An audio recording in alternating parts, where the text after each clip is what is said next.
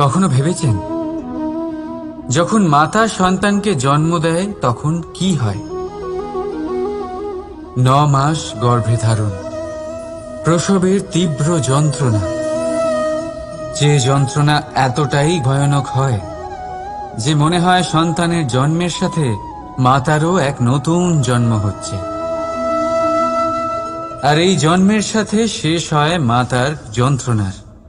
কিন্তু যদি আপনি আপনার দৃষ্টিভঙ্গি পাল্টে দেখেন তাহলে আপনি বুঝতে পারবেন যে এই যন্ত্রণার অন্ত এক অপার আনন্দের প্রারম্ভ সন্তানের, আর সন্তান মাতা পিতার জন্য সুখের প্রারম্ভ। জীবনের সাথে এটাই হয়। আমরা কখনো কখনো কোনো সম্পর্ক বা পরিস্থিতির যন্ত্রণার অন্তের জন্য এত বিচলিত হয়ে যাই যে সেই আনন্দের প্রারম্ভ আমরা দেখতেই পাই না। মনে রাখবেন, যন্ত্রণা আনন্দের প্রারম্ভের লক্ষণ মাত্র। রাধা রাধা। নদীর জল মিষ্টি হয় আর সাগরের জল হয় নোনতা, আর কোনো নালার জল দুর্গন্ধে ভরা হয়। কেন? নদীর জল মিষ্টি হয় কারণ সে সকলকে জল দেয়, সাগর জল নেয় আর তাই জন্য নোনতা হয়। আর নালা সে বওয়া বন্ধ করে দেয় আর সেই কারণেই তা দুর্গন্ধময় হয়ে ওঠে, সে কাজের অযোগ্য হয়ে ওঠে। আমাদের জীবনেও অনেকটা এমনটাই হয়ে থাকে। যদি নদীর মতন জীবনে কিছু দিতে শেখেন তাহলে জীবনে মিষ্টত্ব বজায় থাকবে। যদি সাগরের মতন ভাগ দেওয়ার বদলে শুধু সঞ্চয় করতে থাকেন তাহলে মনে তিক্ততা ভরে থাকবে। আর যদি নালার মতন বওয়া বন্ধ করে দেন, কর্ম করা ছেড়ে দেন, তাহলে কাজের অযোগ্য হয়ে যাবেন। আর সেই জন্য কোনো বিশ্রাম ছাড়াই কর্ম করতে থাকুন। আর যা কিছু আপনার কাছে আছে তাকে ভাগ করতে শিখুন। মন প্রসন্ন হয়ে বলবে রাধা রাধা। মানুষের মধ্যে এক বিশেষ গুণ পাওয়া যায় মূল্যায়ন করার। কোনটা দামি, কোনটা সস্তা, যেটা কিনতে গেলে অনেক মুদ্রা লাগে, অনেক পরিশ্রম লাগে, সেটা দামি। যেটা কিনতে গেলে কম মুদ্রা, কম পরিশ্রম লাগে, সেটা সস্তা। কিন্তু এটাই কি সম্পূর্ণ সত্য?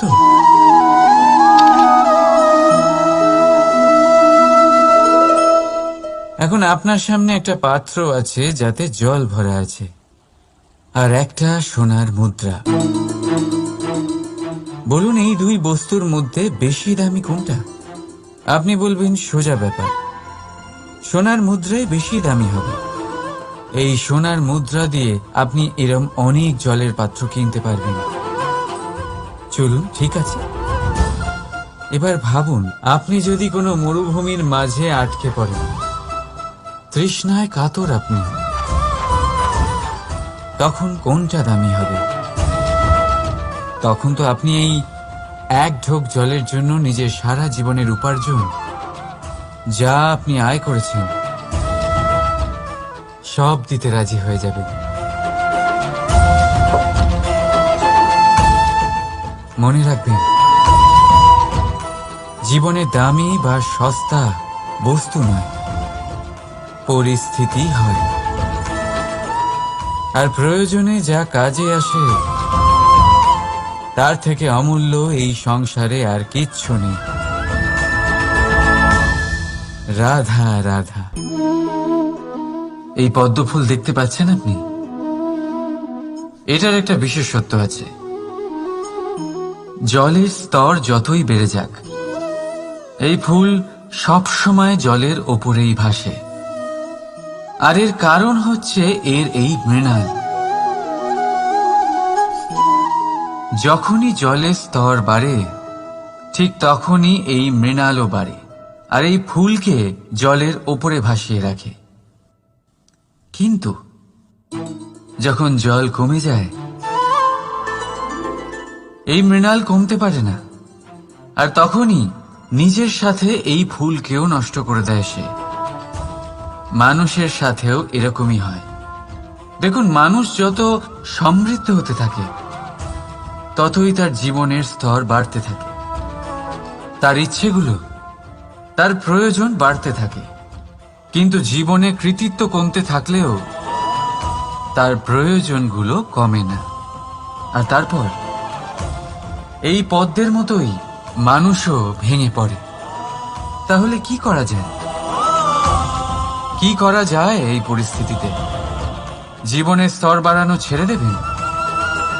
কখনো না। কিন্তু জীবনের স্তর বাড়ানোর সাথে সাথে নিজের আত্মশক্তি একত্রিত করুন।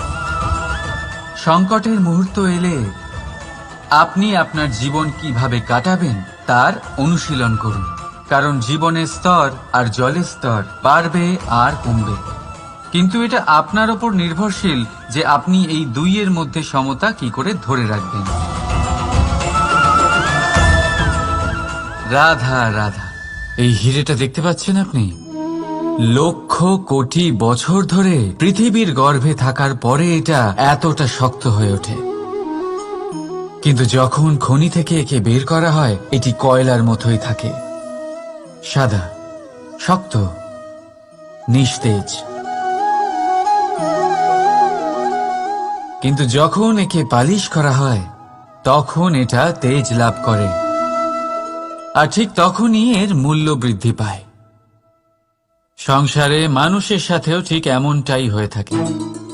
মানুষের বুদ্ধি, মেধা, অভিজ্ঞতা সেই বছরগুলোর জন্য বৃদ্ধি পায় না যে বছরগুলো আমরা জীবনে কাটিয়েছি, বরং সেই মুহূর্ত থেকে এ ফুটে ওঠে যখন আমরা কষ্টের সম্মুখীন হয়েছি, বিপদের সম্মুখীন হই, সংকট পেরিয়েছি, ছলনা আর ক্লেশ সহ্য করেছি। এই জন্য যদি আপনার জীবনে আপনি সংকটের সম্মুখীন হন, বিপদ আসে, কষ্ট আসে, তাতে একেবারেই ভয়ভীত হবেন না। তাকে আহ্বান জানান, কারণ এই পরিস্থিতিগুলোই আপনাকে অভিজ্ঞতা দেবে যা আপনাকে উন্নত করবে। রাধা রাধা। প্রকৃতি প্রত্যেক জীবকে অনুভূতি দিয়েছে যাতে সে নিশ্চল না হয়, কোনো না কোনো কর্ম করতে থাকে।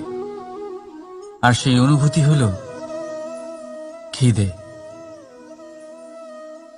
পশু, পক্ষী, প্রাণী পরিশ্রম করতে থাকে নিজের খিদে মেটানোর জন্য, কিন্তু অন্য জীবের মতো মানুষের খিদে কি তার পেট অবধি সীমিত থাকে? পেটের খিদে মেটাতে মেটাতে কখন যে এই খিদে মন আর মায়ার তৃষ্ণায় রূপান্তরিত হয় আমরা বুঝতেই পারি না। আর বেশিরভাগ ক্ষেত্রে এই তৃষ্ণা অর্থ সংগ্রহ করা অবধি সীমিত থাকে। নিজের জীবন ধারণ ছেড়ে কার জন্য এই অর্থ সংগ্রহ করছেন আপনি? আগামী প্রজন্মের জন্য। বড়ই বিচিত্র, তাই না?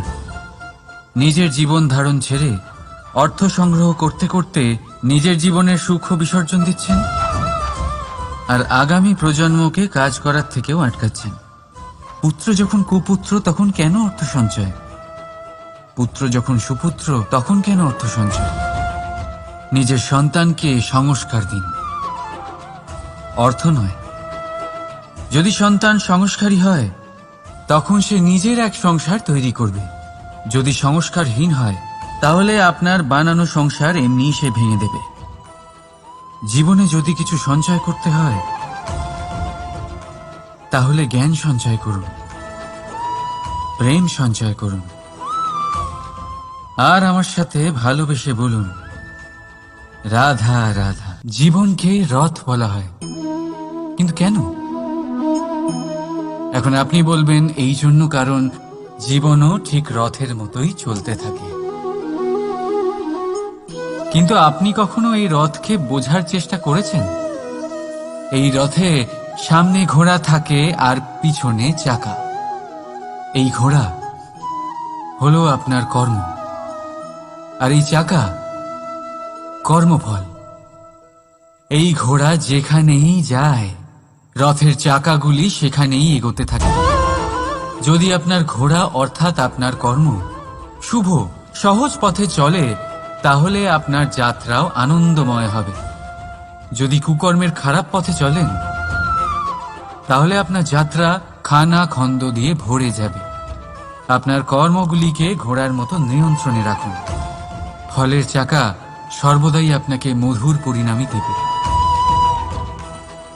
রাধা রাধা।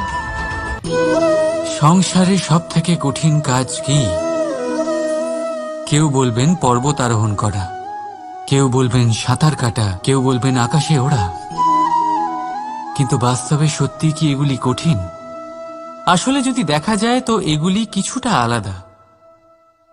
যে কাজ আমরা করতে অভ্যস্ত নই, আমরা তাকে কঠিন ভেবে নিই। যেমন সাঁতার কাটা আলাদা, পাহাড়ে ওঠার কলা আলাদা, আকাশে ওড়ার কলা আলাদা। যেমন কিছু মানুষ গণিত আর বিজ্ঞানকে কঠিন ভেবে নেয়, কিন্তু বাস্তবে এটা সাহিত্যের থেকে কিছুটা ভিন্ন, কঠিন নয়। দেখুন, এই সংসারে কঠিন কিছুই নেই, শুধু একে অপরের থেকে কিছুটা ভিন্ন। যেমন কোনো মানুষ হন, সম্পর্ক হোক, কারোর চিন্তাধারা বা বিচার বুদ্ধি হোক, কখনো কখনো আমরা বুঝতে পারি না, কারণ আমাদের চিন্তাধারা ও বিচার বুদ্ধির থেকে সেগুলি আলাদা। কিন্তু যদি এটা বুঝে নেওয়া যায় যে সেটা কঠিন নয়, একটু ভিন্ন মাত্র, তাহলে অনেক সম্পর্ক বাঁচানো যেতে পারে। রাধা রাধা। আপনি কখনো কোনো পাখি দেখেছেন?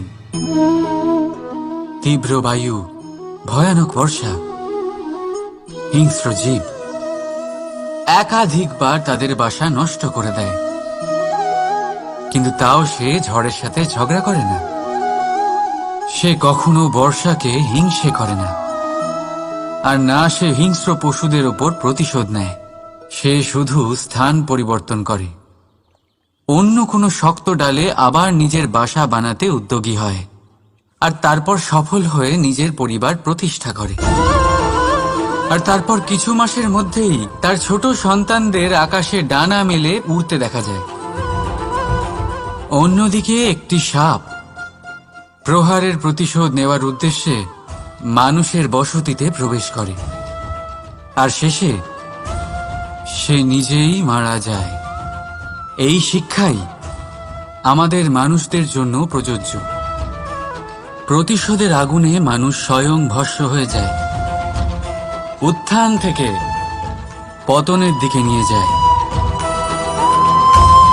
তাই যদি জীবনে উন্নতি করতে হয়, তবে পরিবর্তনের চিন্তা নিয়ে কর্ম করুন, নয়তো প্রতিশোধ আপনাকে রসাতলে তলিয়ে দেবে।